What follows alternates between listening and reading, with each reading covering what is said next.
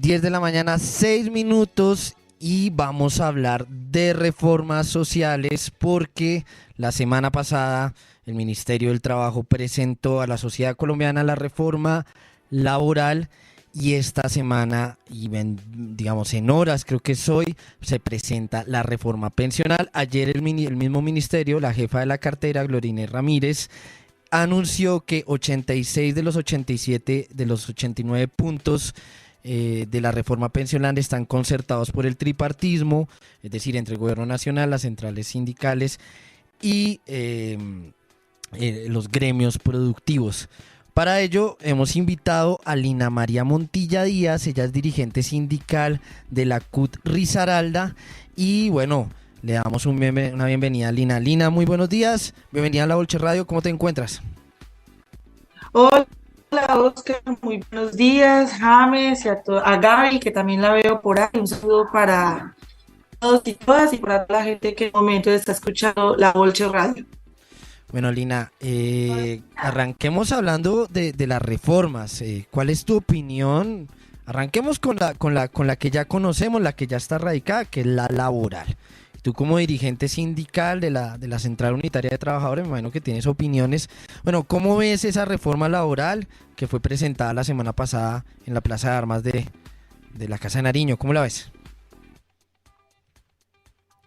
Bueno, es importante decir que esa reforma, a diferencia de las anteriores, pues fue una propuesta que fue construida en los distintos espacios del tripartismo, ¿cierto? Inclusive, pues, Bernardo, que es el director del Ministerio del Trabajo acá en Risaralda, aquí se hizo un trabajo por las mesas de concertación, tuvo instancias de participación ciudadana, el movimiento sindical, dos conferencias nacionales de trabajo pudieron presentar las propuestas de articulados, es decir, es una reforma y que también la reforma pensional que fue construida desde la base, fue construida con los distintos actores que nos encontramos en el mundo del trabajo y que allí el movimiento sindical jugó un papel muy importante para poder decir qué es lo que queremos de la reforma, por qué queremos que se rescate los principios constitucionales del artículo 53 de la Constitución Política, pero también por qué es importante que la ciudadanía se sintonice en este ejercicio que hoy plantea un nuevo rumbo para la clase trabajadora en nuestro país. Bueno, ¿qué es lo que más te gusta de la reforma, Lina? ¿Qué es esa reivindicación? ¿Qué es ese punto que te parece interesante? Y lo segundo es, bueno, muchas voces críticas, la mayoría de los medios de comunicación dicen que es una reforma para los sectores sindicalizados y no para los sectores informales. ¿Qué responderle a esos sectores críticos a la reforma? Bueno, ahí es importante decir de que si bien Colombia tiene una tasa baja de sindicalización, esta no es una reforma que recoge el movimiento sindical, ¿cierto? Eso es una reforma que está pensada más allá de las organizaciones sindicales, más allá de los sindicalistas y que quiere precisamente recoger a sus trabajadores que se encuentran en precariedad laboral. El tema, una de las banderas cumbres que ha tenido Gloria Inés Ramírez, precisamente en manifestar de que la jornada laboral empieza a las 6 de la mañana y termina a las 6 de la tarde y a partir de ahí son horas extras, es decir, volver a tener esas horas nocturnas, esas horas extras que nos quitaron en el pasado, pues obviamente se hace una bandera que no es simplemente para sindicalistas, es en general para todos los trabajadores.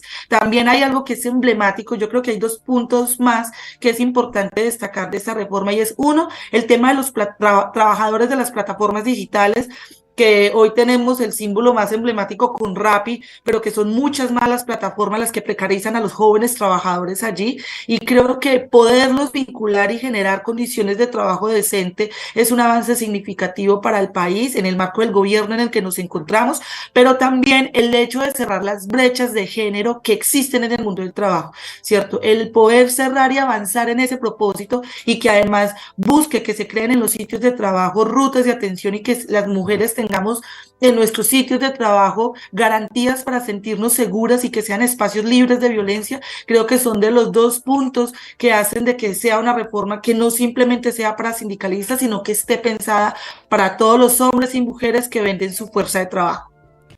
Lina, justamente de este último punto que mencionas sobre el enfoque de género y sobre esas garantías laborales para las mujeres, ¿qué decir frente a eso? ¿qué puntos específicos trae la reforma con el tema del enfoque de género y con las garantías para nosotras las mujeres? Bueno, hay un elemento que es importante tener en cuenta, disculparán mi voz, que es el tema de, en materia de el cuidado. Creo que es uno de los aspectos fundamentales que se está centrando en la reforma, ¿cierto? Y no simplemente porque es un tema de moda, ¿sí? Pero poderle dar el valor y el reconocimiento a todo el trabajo doméstico y a todo el trabajo del cuidado que aporta a la producción del Producto Interno de nuestro país alrededor del 20%, pues creo que es una de las características principales y con las que más tenemos que concientizar y hacer pedagogía para decirle a las mujeres que miren que esto es una reforma que está pensada también para nosotros. Dos, el tema de que es, si bien no es una bandera del Ministerio del Trabajo, ¿cierto? Pero que igual las mujeres lo vamos a seguir intensificando, es el tema de espacios libres de violencia. Creo que la ratificación del convenio 190 de la Organización Internacional del Trabajo pues nos debe ayudar a avanzar en ese objetivo, y sabemos que el primer paso para eso es garantizar una reforma laboral que permita generar este tipo de diálogos y discusiones en el mundo del trabajo, y las mujeres pues podamos estar seguras en estos escenarios.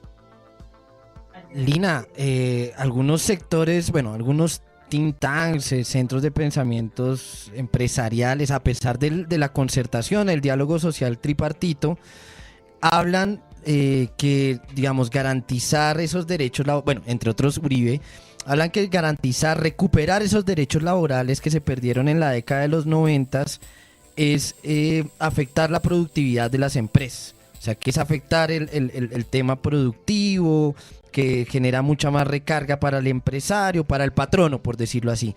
¿Qué responderle a esas críticas? Porque precisamente lo que analizamos nosotros es que se renuncia al modelo de que a menor derechos laborales, mayor productividad económica, que creo que la OCDE ha dicho Colombia es el país que más trabaja, pero el país que menos produce. Pero los empresarios insisten en que eso va a tener más cargas, etcétera. Bueno, ¿qué le respondes tú como dirigente sindical a ese tipo de opiniones críticas con la reforma laboral?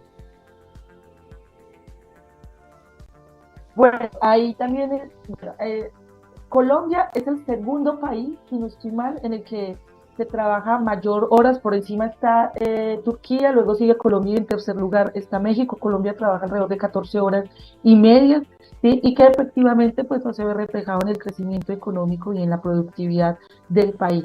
Y siempre ha existido ese mito, ¿cierto? Y es un mito con el que se ha estigmatizado el avance y la conquista de los derechos de la clase trabajadora, lo que pueden alcanzar las organizaciones sindicales por medio de las convenciones colectivas de trabajo.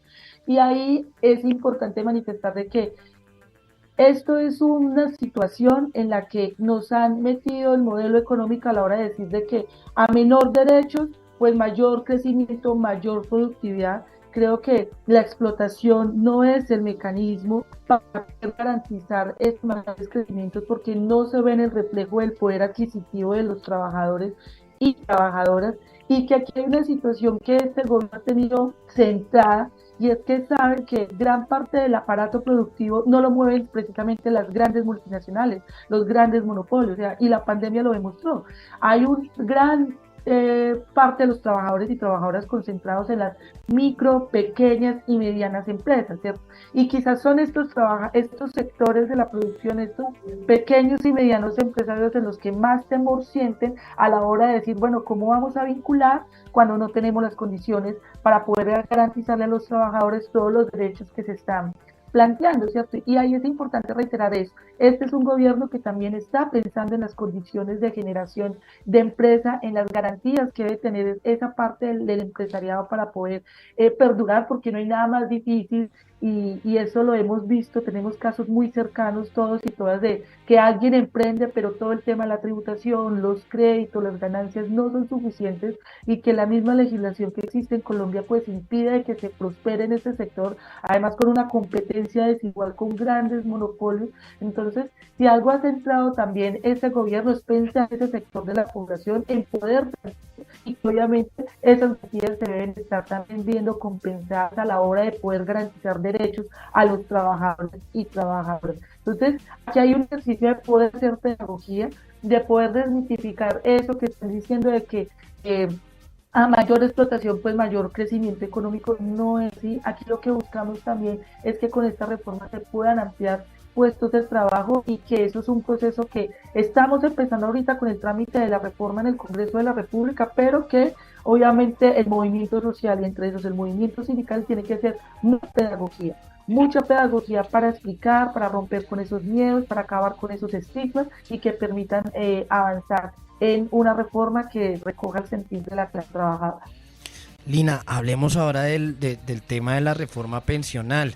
Se va a presentar 86 puntos concertados de 89. Se cambia un cambio drástico en el modelo, se van a unificar los regímenes de pensión, etcétera. Bueno, ¿qué resaltas como positivo de esta propuesta de reforma al sistema de pensiones y qué te preocupa? Porque también considero que no todo se gana en un espacio de concertación. Sí, y creo que ese tema de lo que sucede en la concertación es algo que también se vio en materia de la reforma laboral, que bueno, esperamos pues que en el Congreso de la República pues podamos ahí dar los avances que necesitamos. Sin embargo, frente al tema de la reforma pensional, pues como bien decías, es un cambio al modelo que se está haciendo, que actualmente tenemos con la ley 100 del 93, y es importante rescatar de que este es un sistema que se está planteando por el método de pilares, ¿cierto? 3 pilares en donde no hay conformidad por parte de los fondos privados de pensión, y ya vamos a ver por qué.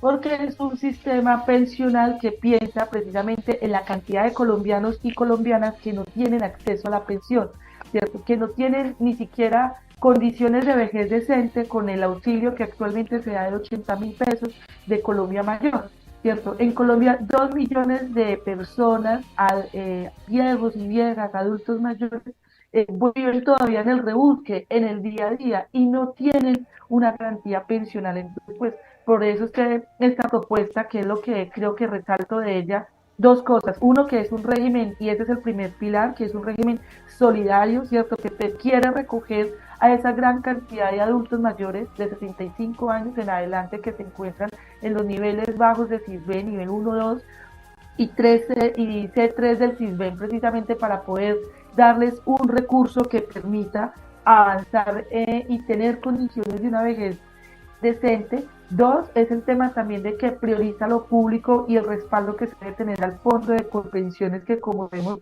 es el que promueve el régimen de ahorro de prima media, un régimen solidario, un régimen que existía y que venía de lo que en otra hora era lo que fue liquidado el Instituto del Seguro Social, y que obviamente pues al hacer de que las personas, y en eso consiste el segundo pilar, las personas que vengan por debajo de 3 salarios mínimos, pues, ahí es donde está la diferencia, ¿cierto? Ahí hay una distinción, y es lo que no se ha logrado concertar con el empresariado, si es hasta 3 salarios mínimos, hasta 4 salarios mínimos, ¿sí? Lo que pueda decir para que el trabajador devenga con pensiones, porque también pues está el tercer pilar, que es para las personas que tienen por encima de 4 o 5 salarios mínimos y que pueden tomar la decisión de dónde quieren hacer su aporte de pensión, si lo quieren hacer al fondo privado, si lo quieren hacer al régimen de colpensiones, ¿sí? Pero creo que esas son las dos esencias: es un régimen solidario y es un régimen que quiere fortalecer lo público, que es lo que hemos llamado pensiones. También pues es un enfoque que característico de Gloria, tiene un enfoque de género, ¿cierto? la propuesta de que por tantos hijos que tengan las mujeres pues puedan tener un número determinado de semanas que se sumen al tiempo de cotización, pues es un valor agregado que se tiene allí, que reconoce el trabajo, el cuidado, el tiempo que la mujer deposita a la hora de trabajar en un aspecto tan importante como la crianza de los niños y niñas. Y también pues hay algo que es uno de los temas o de los aspectos que más impedimentos hay a la hora de la gente pasarse de los fondos privados a pensiones, y es todos los obstáculos que existen, ¿cierto? Las consultas que hay que hacer, los formularios que hay que llenar, y eso hoy se va a acabar con la reforma si el trámite tiene un buen proceso en el Congreso, porque va a permitir los traslados de fondos expresos, es decir, colombianos que quieran dejar de estar en los fondos privados poderse pasar al fondo público, que creo que eso también es una bandera que debe avanzar el movimiento sindical a la hora de promover de que fortalezcamos todos y todas Colpensiones. Bueno, Lina, una pregunta. Ya que estamos hablando del tema de la reforma pensional, el otro día yo estaba viendo en redes sociales, bueno, que ya empecé a ver en redes sociales circular imágenes que asustan a la gente diciéndole que el dinero que están cotizando para pensiones, pues con toda la reforma pensional, va a ser de alguna forma captado por el Estado, ¿no? O sea, debido a precisamente a la raíz de la reforma. ¿Qué explicarles, cómo decirles que esto no es lo que va a ocurrir? ¿Cómo explicarles que va a funcionar la reforma que se piensa poner a andar? Bueno, vuelve y juega lo que estaba diciendo ahorita, y es que la característica del fondo del sistema actual que se está proponiendo es que sea solidario, y algo se ha dejado claro por medio de este proyecto de reforma, y es que son recursos que se van a invertir no en grandes obras, no en puentes. De eso ya tenemos una historia de cómo los fondos privados pues han hecho y deshecho con la plata de los colombianos y de las colombianas. Y aquí lo que es importante decir es que esos recursos que se estén invirtiendo, que estemos depositando mes a mes a nuestro régimen pensional, pues se van a ir a contribuir a generar los ingresos para los colombianos y colombianas que no tienen acceso a la pensión, ¿cierto? Porque recordemos que Colpensiones es un sistema solidario de que los nuevos trabajadores o los que estamos actualmente activos en el sistema económico producción, aportamos a la pensión de quienes ya se encuentran retirados del mundo del trabajo. Entonces, bajo ese mecanismo solidario que tiene Colpensiones, pues lo que se pretende hacer lo mismo, y es que, por ejemplo, quienes ganen hasta 3 salarios mínimos que van a aportar al fondo privado, perdón, al fondo de Colpensiones, van a contribuir al fortalecimiento y a que los colombianos que no tienen acceso a una pensión, pues puedan tener sus ganancias allí, porque esa es la esencia del régimen solidario, es decir, garantizarle un ingreso a los que no tienen pensión por medio de los aportes que estamos haciendo, es la esencia del régimen de Colpensiones, la esencia del régimen de ahorro de prima media, que eso es lo que queremos pues que se garantice ahora. Lina, finalmente, déjame cambiar un poco el tema, y tiene que ver con el tema de la Central Unitaria de Trabajadores, que dentro de muy poco va a estar en elecciones, que va a renovar su comité ejecutivo, el movimiento sindical, la central más importante del país, con más afiliados, se va a elecciones. Bueno, ¿tú cuál crees? Y tú eres candidata. Entonces, ¿tú cuál crees que es pues los retos del sindicalismo de cara a esta reforma, a estas reformas, al mundo del trabajo, a todo lo que está pasando en el país? Bueno, quiero tu lectura de cuál es la CUT que te gustaría, que sueñas, que quieres transformar, que quieres liderar. Qué pregunta. Sí, porque la que quiero. No, pero voy a empezar precisamente por creo que los retos, ¿cierto?